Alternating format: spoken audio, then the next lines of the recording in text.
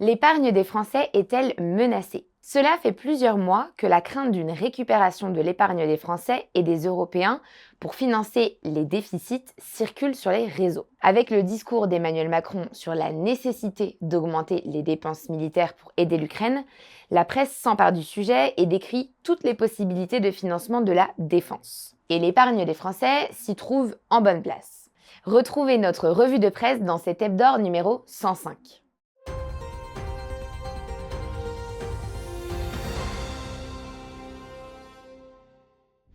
Mais avant tout, commençons par le parcours du cours de l'or. Ce début du mois de mars enregistre plutôt une correction du prix de l'once d'or en euros. Sur la seule semaine dernière, on enregistre même une perte de 100 € sur le cours de l'or, soit une baisse de 3,7% en 5 jours. Que s'est-il donc passé? C'est la bonne santé de l'euro par rapport au dollar qui explique cette baisse du prix de l'once d'or dans la monnaie européenne quand cette même once est stable en dollars. Sur le blog de Veracash, on peut voir une image qui compare les deux cours.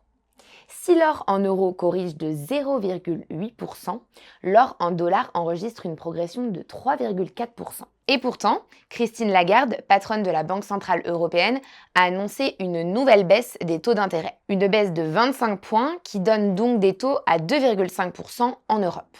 Une opération qui aurait dû affaiblir l'euro puisqu'il est moins bien rémunéré et par là même faire grimper le cours de l'or. Mais selon BFM Bourse, la réaction de l'Europe devant les menaces américaines a subjugué les investisseurs qui se sont mis à acheter de l'euro et des actions européennes en lieu et place du dollar et des actions américaines. Les analystes boursiers estiment aussi que cette hausse salue une Europe qui sort les crocs. Ils ont noté l'annonce du plan européen pour la défense de 800 milliards d'euros, mais aussi celui de l'Allemagne du même montant. Des rivières de milliards d'euros qui vont alimenter les entreprises européennes. Dans ce même article, on retrouve les prévisions de plusieurs analystes de grandes banques sur l'euro-dollar. Bank of America prévoit une augmentation jusqu'à 1,20 € pour 1 dollar à la fin de 2026. Mais le consensus semble plutôt entre 1,10 et 1,15. Georges Saravelos, stratégiste devise chez Deutsche Bank, qui était très pro-dollar depuis l'élection de Trump,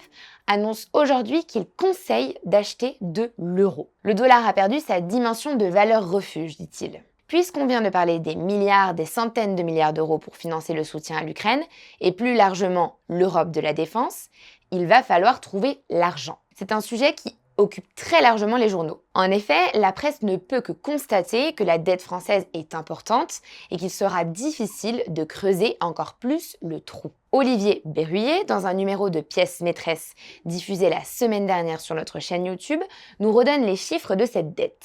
TF1 se pose aussi les bonnes questions sur son site internet. Comment faire pour financer cet effort de guerre sans toucher aux impôts? Plusieurs pistes sont envisagées, dont l'utilisation de l'épargne des Français ou un grand emprunt. Toucher à l'épargne des Français?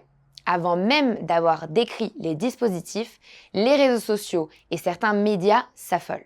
On parlerait de spoliation de l'épargne des Français. En fait, jusqu'à preuve du contraire, ce n'est pas le cas. Plusieurs pistes sont évoquées. La première, la création d'un livret d'épargne dédié à l'économie de guerre.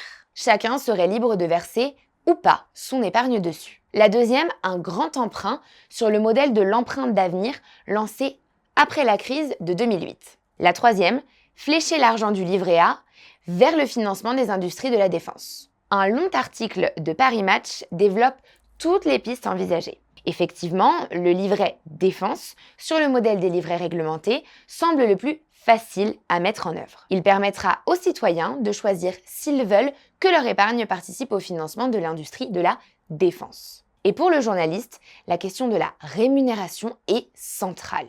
En effet, si le taux est similaire à celui du livret A, quel intérêt pour l'épargnant? Et puis la fiscalité des livrets réglementés est très avantageuse. Est-ce possible de la dupliquer sur un nouveau produit financier, même s'il est mis en place par l'État? Les Français semblent quand même très divisés sur ce sujet. BFM TV leur a donné la parole, et si certains sont prêts à mettre la main à la poche, d'autres estiment que la situation économique est trop fragile pour leur imposer d'épargner sur ce sujet précis. On a l'impression que c'est la liquidité du placement qui sera un élément clé de décision. À l'occasion de ce débat sur le financement de l'économie de guerre, nous vous proposons de lire ou relire le dossier de l'Institut de la gestion publique et du développement économique intitulé La mobilisation financière pendant la Grande Guerre. Il est un peu ancien, 2014, mais il n'a pas pris une ride. C'est un dossier historique sur le front financier, un troisième front. On s'aperçoit qu'en 1914, on avait déjà les mêmes préoccupations pour trouver de l'argent et surtout mobiliser l'argent des citoyens. D'autant qu'à l'époque, une guerre aussi longue et difficile n'était pas prévue. Vous trouverez le lien direct sur notre document source accessible dans la description de cette vidéo. Et dans le même esprit, je ne résiste pas à vous indiquer cet article du blog L'or et l'argent qui date de 2019 sur la gestion de l'or des Russes, notamment pour financer leur guerre ou leur développement économique. À la semaine prochaine pour un nouvel hebdo.